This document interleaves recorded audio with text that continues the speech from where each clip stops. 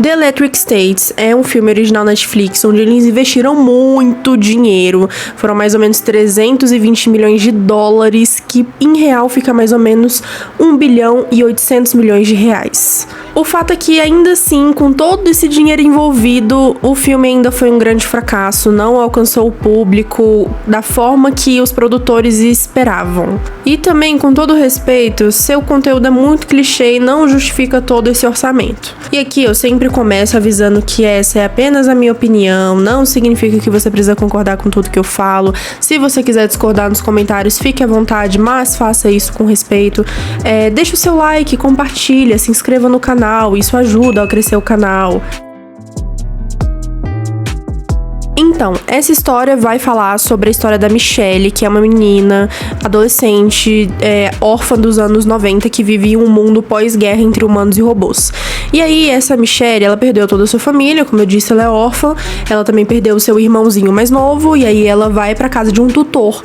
E aí, nessa casa do tutor, ela recebe uma visita inesperada de um robô, que parece ter uma ligação com seu irmão mais novo, Christopher. E pra descobrir o que esse robô tem a ver com seu irmãozinho, ela entra numa aventura com esse robô, ela foge da casa do seu tutor, e aí ela conhece um cara, um ex-militar, que também é amigo de um robô, e agora ele vive de contrabando, e aí todos eles juntos entram em uma grande furada, e aí agora eles estão meio que obrigados a passar por essa aventura juntos, e aí eles basicamente estão fugindo de um militar muito malvado, que quer acabar com eles, e aí no meio disso tudo, essa galera toda, né, a Michelle e o ex-militar, eles acabam descobrindo mais coisas em relação às relações entre humanos e robôs.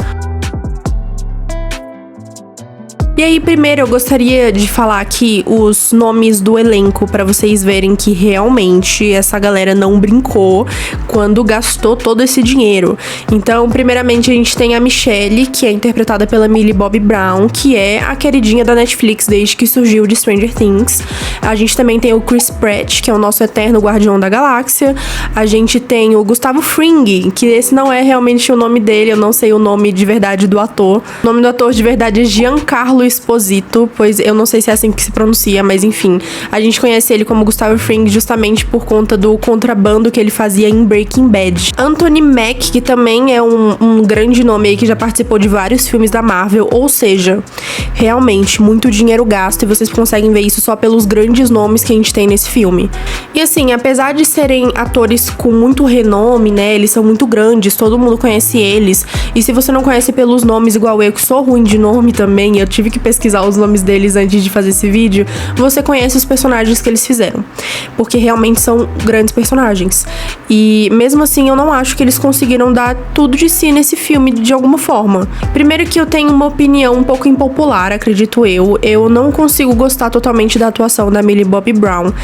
Não tô falando que eu odeio ela, gente, peraí, eu realmente, tipo assim, ela pode ser uma pessoa legal, só que eu não acho que eu consiga gostar tanto da atuação dela em um drama como esse, porque realmente é um filme de drama, tragédia, tem muito chororô. Acho que Stranger Things também é um pouco assim, eu também não gosto tanto assim da atuação dela em muitos momentos, onde você precisa de um pouco mais de emoção, e eu não acho que ela demonstre tanto essas emoções de alguma forma, sabe? Aí depois a gente pode falar do Chris Pratt. Assim, o Chris Pratt, ele é... Eu não sei, assim, eu já vi algumas entrevistas dele, né? E aí acredito eu que nesse filme eles cotaram o Chris Pratt pra fazer o Chris Pratt, porque realmente eu acho que o personagem que ele tava atuando, que ele tava dando vida, é muito parecido com ele. Então, no fim, eu acho que ele tava só sendo ele mesmo nas encenações. E não que isso seja completamente horrível, mas eu não acho que tenha sido a melhor escolha pra esse filme, talvez. E sabe, o Giancarlo, que agora eu aprendi o nome dele, eu também acho que ele não conseguiu dar uma grande vida pro seu personagem, sabe? Ele não conseguiu ter essa exploração do seu personagem, de explorar mais caminhos do que ele poderia fazer e de como ele poderia atuar, porque ele nem saiu da casa dele. O personagem mesmo, o cara físico, ele fica dentro de casa, ele só coloca tipo uma máquina na cabeça e controla um robô. Então no fim a gente só tem as falas e as expressões faciais, e eu sei que isso já é muita atuação, mas ainda assim a gente não conseguiu ver mais do que eu via do Gustavo Fring. Então, na verdade, eu vi mais do Gustavo Fring do que esse personagem que ele fez desse militar. mas as expressões faciais são a mesma coisa, sabe? Parece que ele tava atuando da mesma forma. Enquanto o Anthony, ele também acredito que ele tenha conseguido dar um pouco mais de vida pro papel dele, porque ele fez o robô, então ele tava dublando o robô. E eu sei que dublagem é uma parada muito difícil também, você também precisa de atuação, você também precisa de um estudo pra isso, eu não estou tirando esse mérito, mas acredito que ele tenha conseguido dar uma voz melhor, assim, pra esse personagem, tenha conseguido sair um pouco mais da caixinha, digamos assim. E quando eu falo acredito que ele tenha conseguido fazer isso, é porque eu assisti esse filme dublado. Eu nem sabia que era ele que fazia esse robô, senão eu teria visto ele legendado. Mas aí eu só fui ver isso quando eu pesquisei sobre o elenco, muito depois. E também, para justificar todo esse orçamento, para finalizar com chave de ouro, a gente tem os diretores irmãos Russo na direção do filme. E aí isso também explica muito mais coisa do que só o orçamento, mas aí eu vou explicar mais pra frente. E assim, sobre os efeitos especiais, show. Assim, eu acho que se a Netflix entregasse um CGI de merda com todo esse orçamento que eles colocaram no filme, acho que era pra eles fecharem as portas mesmo. Então, eles entregaram um bom CGI, mas eu acho que eles focaram nisso.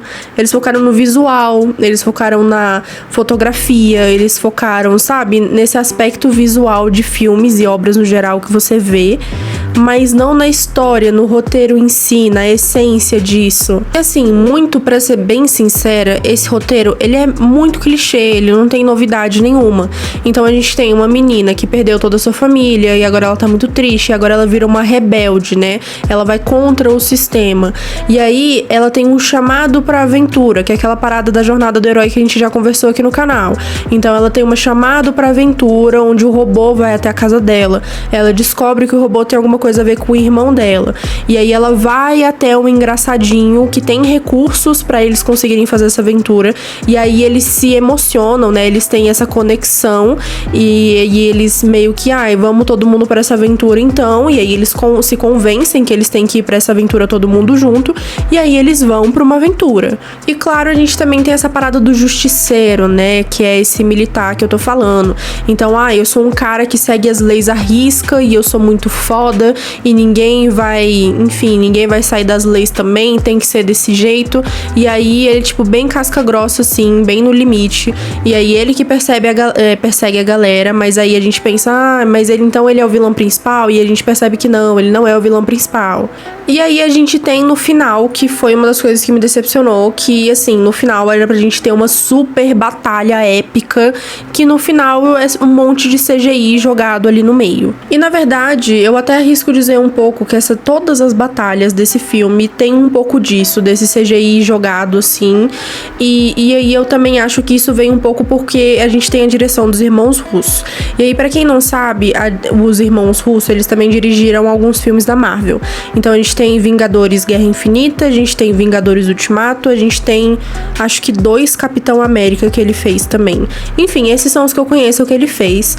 E eu não sei vocês, mas... E eu sei que isso também pode vir um pouco do meu preconceito por filmes de herói, que eu não vou ficar citando aqui agora. Mas eu acho que os irmãos Russo, quando eu tô vendo um filme que eles fizeram, eu tenho muito a impressão de que os heróis, eles são bem mais heróis do que deveriam ser, de certa forma. Beleza, são heróis, eles precisam vencer, eles precisam lutar, eles são fortes, eles são fodas. Mas eu acho que até pra isso tem um limite. E aí eu acho que eles ultrapassam um pouco desse limite. Porque todos os heróis da vida, assim, que os irmãos Russos fazem, parece que, tipo, conseguem lutar com 50 pessoas ao mesmo tempo e sair vitoriosos sem um arranhão. E isso me incomoda um pouco. Eu acho que isso tem um pouco nesse filme também.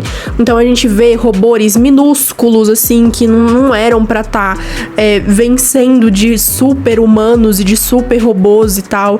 Vencendo facilmente assim, naquelas, né? Tipo assim, não é que é fácil, dei um tapa e aí venceu. Também não. Mas ainda assim, a gente sabe que ele vai vencer, sabe? Não tem aquela tensão de, nossa, será que ele vai morrer? Nossa, será que esse personagem vai de vala? Não existe isso. Então a gente tem um robô que é uma carteira, vencendo, tipo assim, lutando contra militares que venceram uma guerra e ela saiu vitoriosa. E isso me impressiona bastante. E é como se eles colocassem muitos personagens, sabe? Muitos robôs, muitas coisas em cima, assim, no meio de uma batalha, no meio de uma briga, simplesmente pra dar volume, mas não porque realmente tá acontecendo alguma coisa. Não tá acontecendo nada. Tipo assim, as lutas são básicas, elas não têm nada de mirabolante. E ainda assim, parece que tá acontecendo algo muito épico, simplesmente porque tem, tipo, 50 pessoas na cena. E sabe, parece que também existem alguns furos na história, tipo, umas coisas até meio bestas, mas que eu fico me perguntando por quê. Toda vez eu falo a mesma coisa, em quase todos os filmes. Tipo assim, eu vejo uma cena que é muito merda, que deveria ter sido feita de outra forma, mas eu não tenho uma solução. Mas eu não sou a roteirista, eu não preciso de uma solução, eu só preciso ver e achar bom. Então, o que aconteceu? Existe uma cena onde o malvado, né, o militar malvado, tá seguindo a personagem principal e os colegas que ela acabou de achar e tal, os engraçadinhos e o robô que tá com ela.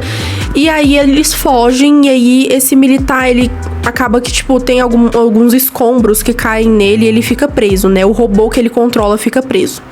E aí ele tira, tipo, a máquina que ele usa pra controlar o robô frustrado, assim, muito bravo, tipo, da casa dele. E a gente vê, tipo, caramba, ele perdeu os personagens. Então, os personagens conseguiram fugir por conta disso.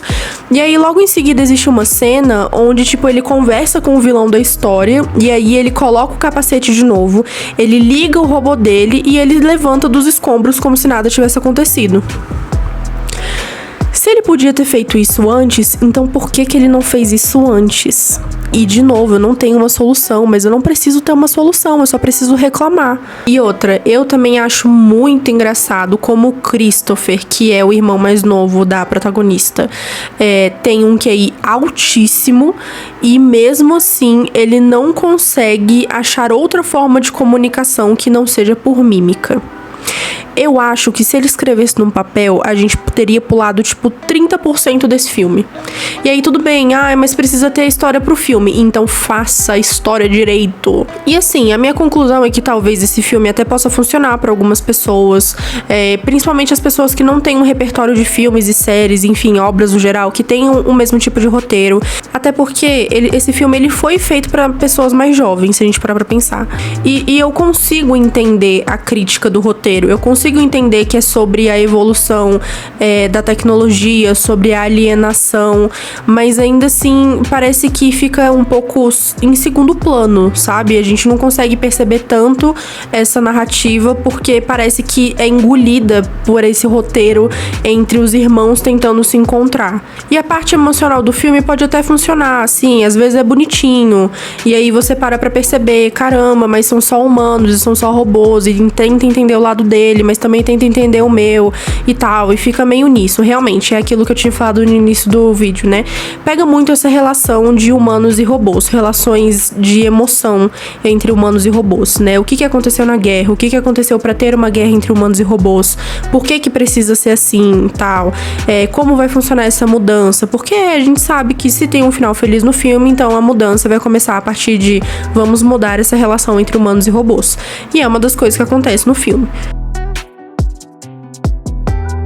Enfim, eu acho que, pra finalizar, acho sim que essa é uma obra que é basicamente um conjunto de outras obras, e aí parece que não tem muita personalidade esse roteiro.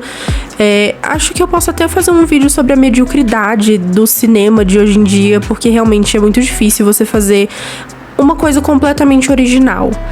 E não precisa nem ser completamente original, mas ainda assim uma coisa que tenha personalidade, que tenha uma história de verdade, que tenha uma narrativa concreta que faça sentido, sabe? E pra mim esse filme não entregou isso. Então, infelizmente, a minha experiência assistindo esse filme não foi tão legal assim. Você consegue dar umas risadas, você às vezes até se emociona com essa parte que eu falei do emocional, que é legalzinha, mas ainda assim, sabe?